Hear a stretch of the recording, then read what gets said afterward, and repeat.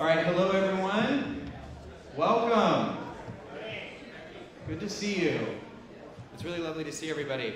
My name is Mitch Miller. I am a neighbor. I live here in the Glencliff neighborhood. I'm a member of 16th United. That's who's hosting this event tonight. I'm really happy to be here. I'd like to extend a special welcome to our council representative, Ginny Welsh, who is here tonight. I would also like to welcome some of our volunteers and leaders who are here tonight. Mike Hodge is here. Thank you for being here. We also have Kathleen Kamisis from Metro Planning who has joined us. She's also worked on the housing and infrastructure study. So later, if you have questions about planning or housing and infrastructure, she might be able to answer some of those for you. And before we begin, I just want a quick thank you to Suzanne Link, Adelina Winston from Glencliff High School, who have graciously hosted us here tonight. So just a round of applause for Glencliff High School for helping us put this together.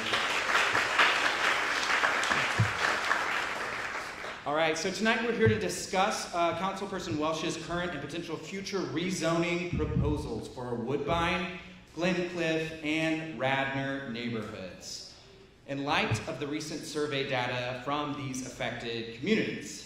So the current rezoning proposal would allow 4 to 8 times the number of homes in the Woodbine, Glencliff, and Radnor neighborhoods than are currently permitted. Following community dissent at the Planning Commission, the councilperson said that the proposal would be stayed until recommendations from a citywide housing and infrastructure plan were available later this year. The Glencliff Neighborhood Group and the Woodbine Neighborhood Association previously shared results of their rezoning surveys and focus groups. Tonight, as the 16th United, we are sharing the results of a district-wide rezoning survey.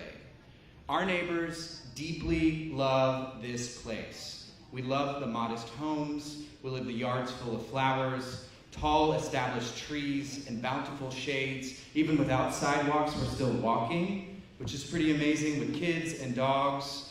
We hear greetings in many languages. Our mix of cultures, tradition, ages, income levels, and backgrounds make our neighborhood unique and very human. Recent conversations about zoning have brought our values and our concerns into focus. Councilmember Welsh, we, along with our neighbors, are clear that the Metro government and our council representative must protect the character, diversity, and spirit of this very special corner of Nashville, while also finding ways to provide the housing that the city needs. You'll see here on the agenda that there'll be ample time for questions, discussion after a short presentation.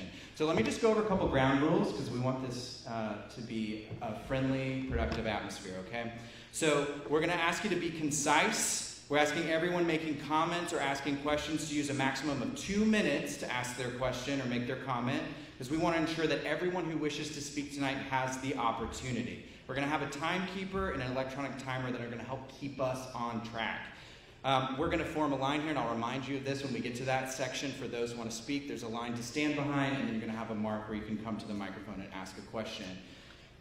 We will be respectful of each other at all times. We will not interrupt each other, okay? And if you can abide by these rules, can I just get a hear, hear? Hear. Thank you so much. Oh, that was easy. All right. So Councilmember Welsh presented a sweeping rezoning proposal for Woodbine, Glencliff, and Radnor to Metro Council before bringing the proposal to Planning Commission in April. At the Planning Commission, Ms. Welsh stated that her goal in presenting the plan was to stimulate dialogue. 16th United has organized this meeting to share community perspectives and ensure future collaboration.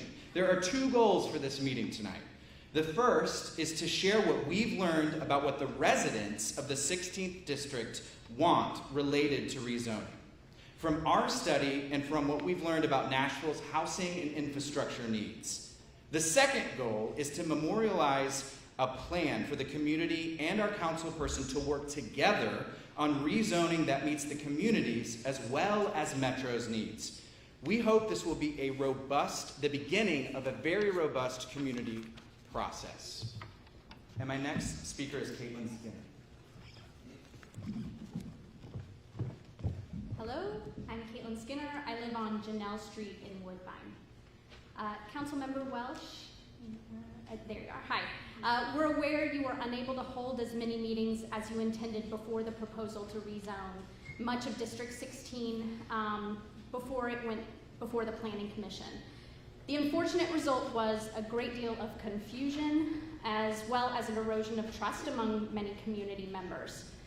As a result, 181 confirmed 16th District households wrote the Planning Commission to oppose the measure, alongside 41 who wrote them to support it.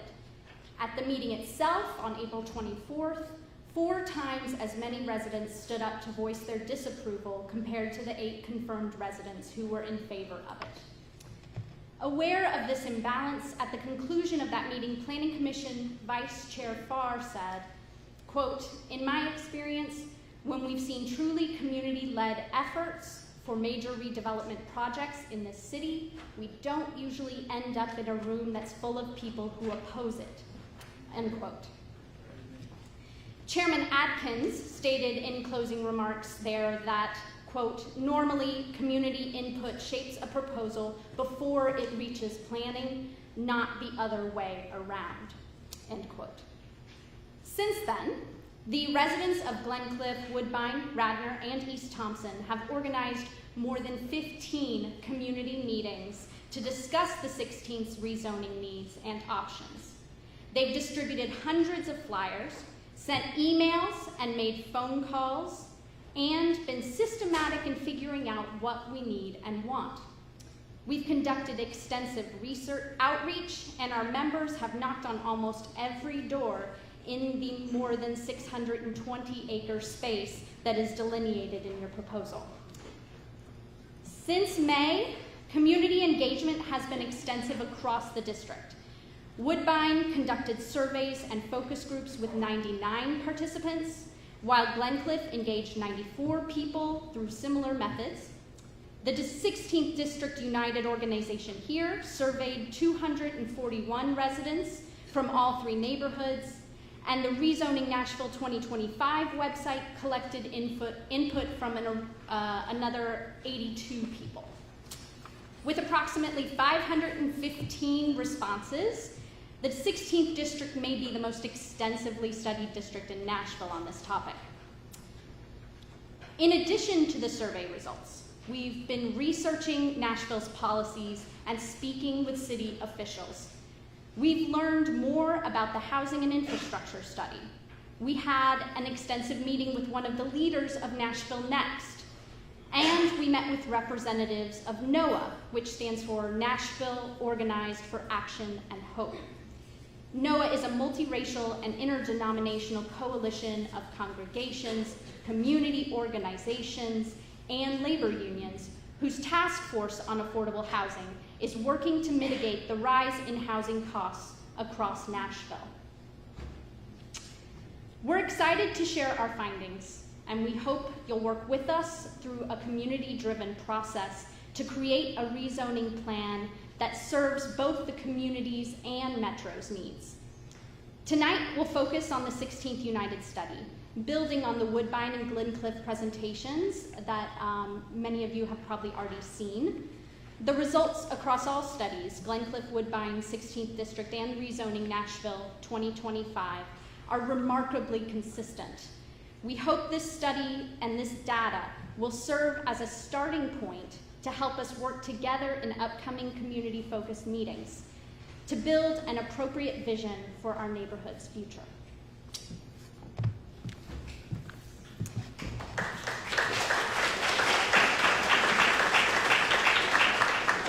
Good evening.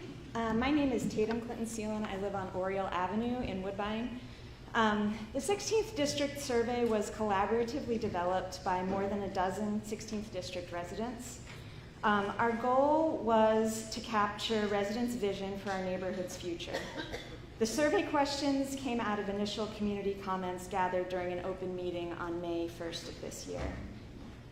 To ensure broad participation, the survey was promoted through multiple channels: social media outreach to 16th District residents, flyers featuring web links and QR codes to the survey, distribution to listservs of community members interested in local zoning. The outreach yielded 241 responses as of this week. It's still open. Those responses provide a substantial foundation for understanding community priorities and preferences. The link to the survey is available on the community survey highlights handout as well as on a poster outside of the doors. Most respondents who've responded to date live or work in Glencliff and Woodbine. 1/4 are from East Thompson and Radnor communities. Additional demographics like housing tenure and residency length are in the full report that's available. Tonight we will focus on 4 of the most important findings from our survey, as well as individual perspectives of community members. The first key finding that we'll present is that District 16 lacks infrastructure to support large-scale rezoning and development as currently proposed. Both Nashville Next and the Nashville Housing and Infrastructure Study identify infrastructure as a critical readiness component for increased density.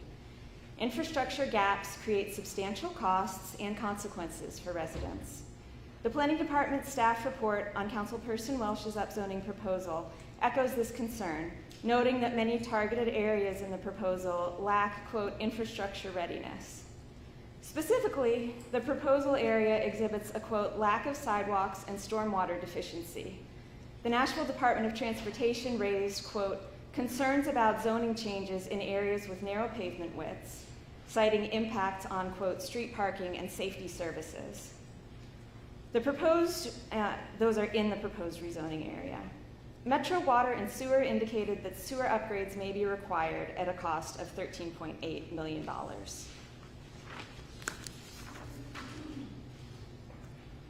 In the 16th United Survey, nearly 3/4 of residents believe rezoning should be tied to existing and future infrastructure needs.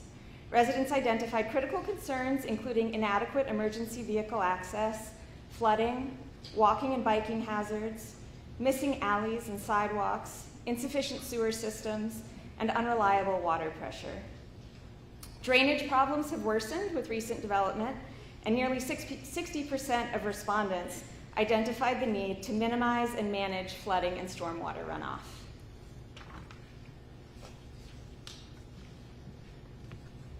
Hi, my name is Mark Noel, and I live on Glenrose Avenue in District 16. One of my biggest concerns about the rezoning that is proposed here is the ongoing drainage issues that we have in our neighborhood. I've lived here about 6 years, and just some little development that's happened around my house in the last few years has caused significant drainage issues in my yard.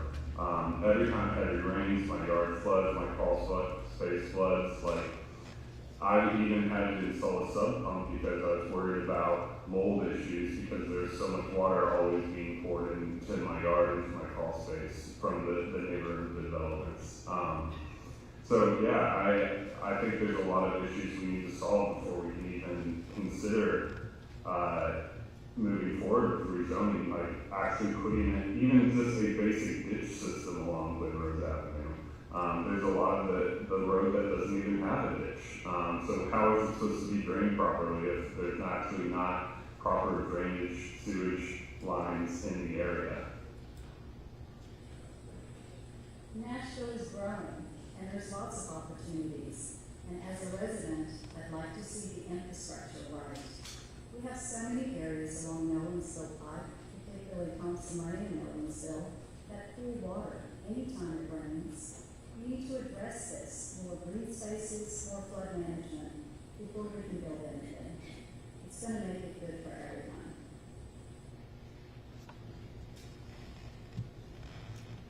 Hello, I'm Julie James, and I'm your neighbor on Morton Avenue in Glencliff. Our second finding is that residents want the major corridors, including Nolensville Pike, Thompson Lane, and Antioch Pike, to be developed for housing before impacting residential neighborhoods. Many residents were surprised that developing Nolensville Road and other major corridors were excluded from the council members' proposal. Residents strongly favor mixed-use development and housing on corridors as ideal ways to increase density near public transit and enhance corridor appeal. Nearly 2/3 support mixed-use development with retail below and housing above. and almost 60% want community resources such as libraries, schools, and clinics on corridors, compared to only 7% who favor duplexes and triplexes. City planning documents recommend starting density increasing on major roads and along transit hubs first. Nashville next states that upzones should target, quote, arterial, boulevard, or collector avenue street corridors that have adequate infrastructure, transit access, and can support local businesses. The Housing and Infrastructure Study echoes this recommendation. On this side, you will see listed the corridors that might justify upzoning if, as Metro recommends, parts of these areas, quote, have adequate infrastructure, access, and the ability to support existing or planned mass transit and consumer businesses. At the same time, RM20 and RM40 densities exceed the Nashville Next policy for most of the areas where they have been proposed.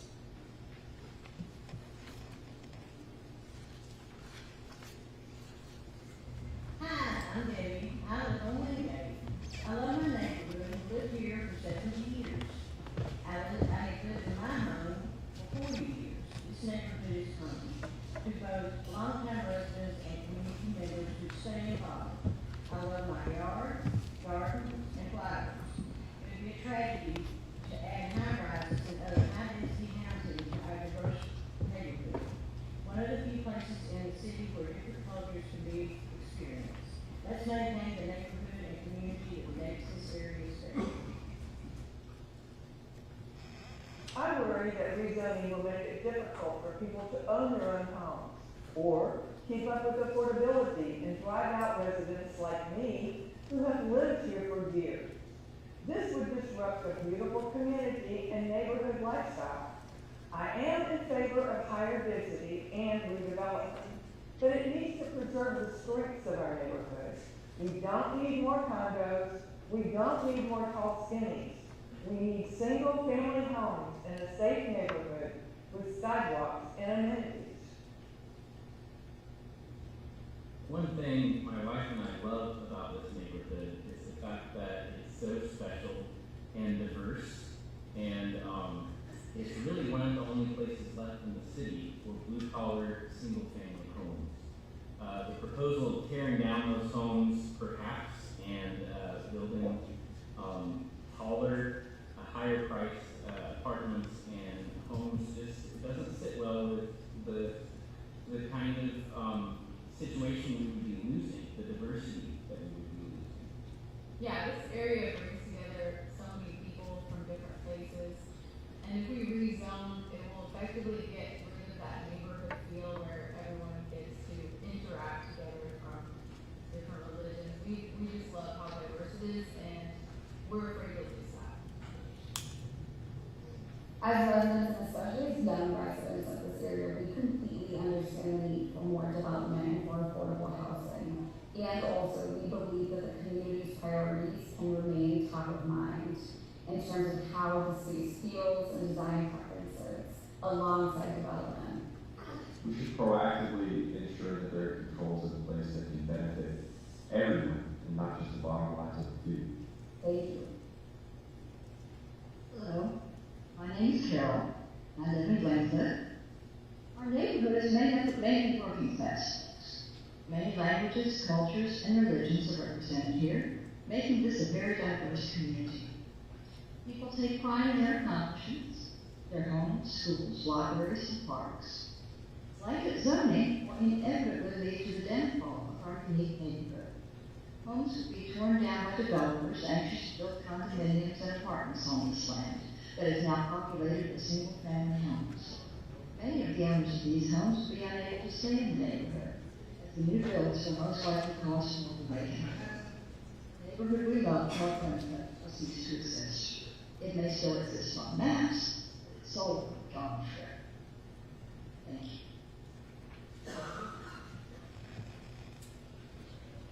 Good evening. My name is Barbara Clinton. I live on Peachtree Street in the Woodbine neighborhood. The third key finding in the 16th District United Study is that residents are very concerned with preserving housing affordability. They also want to make sure that Metro is able to meet its needs for providing low-income, providing housing to low-income people. Residents also want to protect the already modest cost of smaller houses in this neighborhood compared to other parts of Nashville, and they also want to protect the vital tree canopy and green space in our community. Why do residents like living in the 16th? There are many reasons. 68% of our respondents selected keeping single-family homes as a top neighborhood priority. 60% said they appreciate and want to preserve the neighborhood's older and historic homes. 53% are interested in green space and sustainability, and 62% want to protect and maintain the district's urban tree canopy. Of 197 respondents, 2/3, or 65%, favored more parks and open spaces, and out of 200 respondents, about half wanted parks that are accessible to them without having to cross major roads. Many people are concerned about gentrification, and more than 40% of 200 respondents specified that they want to preserve affordability. Nearly half want protection for elderly and legacy homeowners, and 42% prioritize diversity in the neighborhood. The Planning Commission voiced similar concerns. Vice Chairman Farr noted at the Planning Commission meeting that she did not, quote, see protections in Councilmember Welsh's proposal that directly address the concerns of gentrification, and that the accompanying urban design overlay would not assure that housing remains affordable, and it won't protect opportunities for those who currently live in the neighborhood. Affordability and the drastic recent increase in the cost of living in the Nashville area are, of course, a citywide concern. The Mayor's Unified Housing Strategy identifies low-income housing as our city's most urgent housing need. The Unified Housing Strategy states that the greatest rental housing gaps are among the lowest income households, earning 30% of the average minimum income or below. The Unified Housing Strategy also states that new, unsubsidized housing development primarily serves middle and high-income households. For this reason, residents of the 16th fear that wide-scale rezoning, like what has been proposed, could turn the 16th district's existing lower-priced rentals and older homes for sale into targets for high-income development.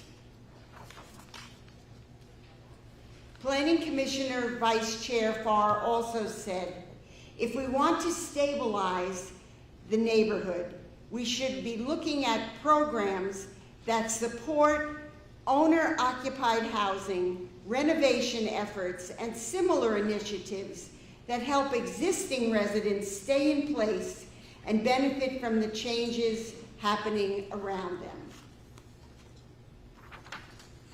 This brings us to DADUs, which stands for Detached Accessory Dwelling Unit. They can be thought of very simply as mother-in-law suites.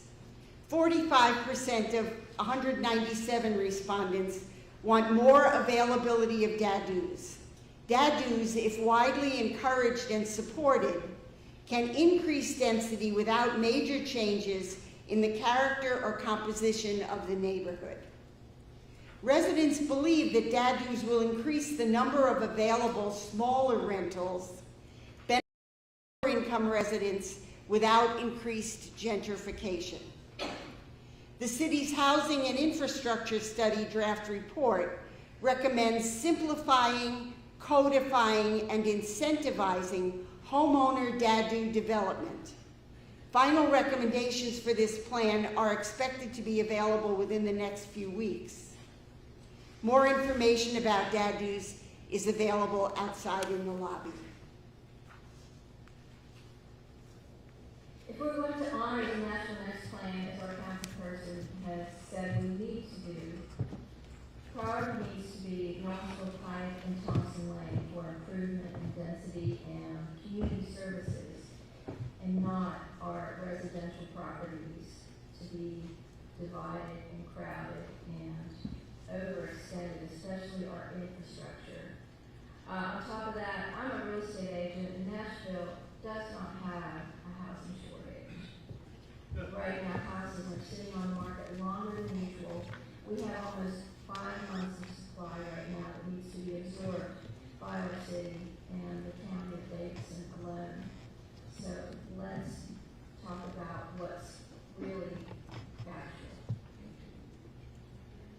This neighborhood is one of the few in the city where so many different cultures come together to be experienced, and I really think it's important that we keep it that way. Mixed use on the main corridors helps protect the diverse, locally owned, and international businesses, and I think that this area is really, really special. I support adding more density on Hillsville and Thompson, but I really don't think that needs to spill into the single-family streets where I live. As we consider improvements to our major corridors, it's essential that we strike the right balance between growth and preservation. These businesses are more than storefronts. They're gathering places, employers, and part of the character that makes our community